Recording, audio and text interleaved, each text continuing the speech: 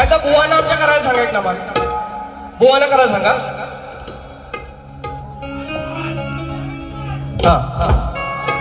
हे झुमका वाली पोर नदी थडी न चालली राजा वाघ्याची जोड हे किती बरोबर आहे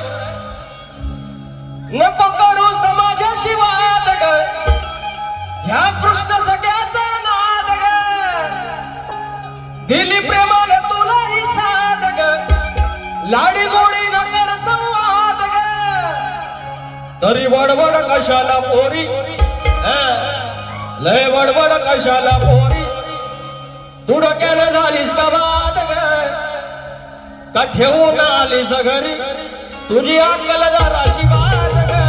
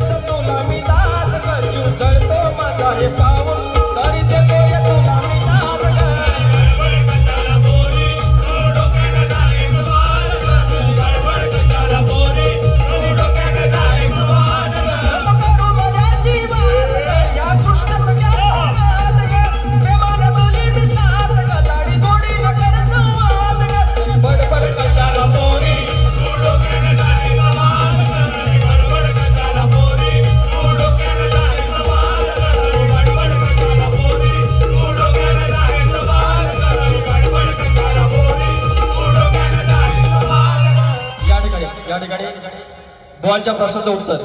मला वाटतं आमच्या 4 ते 5 बारे झाले त्यातले 2 प्रश्न उडवले आहेत बुवांचे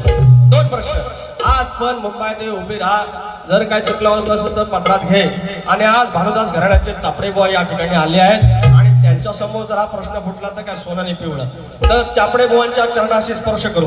या ठिकाणी प्रश्नाला हात घालतोय बुवा बुवांचा प्रश्न आहे आपल्या मुलाच्या लग्नाला सुवर्ण रथातून पुरोहिताला घेऊन जाणाऱ्या त्या राजाचं नाव सत्यव्रत असे होते सत्यव्रत असे होते आणि त्याला बृहद्रथ तसे शर्याती असे सुद्धा म्हणतात त्या पुरोहिताचे नाव गंगाचार्य तथा धौम्य असे होते त्याचे वय 1000 वर्षाहून अधिक होते बोललात तुम्ही आणि स्वतःला उलटे टाकून तपश्चर्या करणाऱ्या त्या राक्षसाचे नाव लोहासूर असे होते त्याला वज्रनाभ असे म्हणतात आणि राजाच्या त्या लंगड्या मुलाचं नाव पिसाच म्हणजे पिंगल असे होते पुन्हा एकदा ऐका तो जो पुरोहित होता त्याचं नाव सत्यव्रत म्हणजे त्याला बृहद्रथ किंवा शर्याती म्हणतात आणि त्या पुरोहिताचं नाव गंगाचार्य तथा धौम्य तो 1000 वर्षापूर्वी त्याचं वय होतं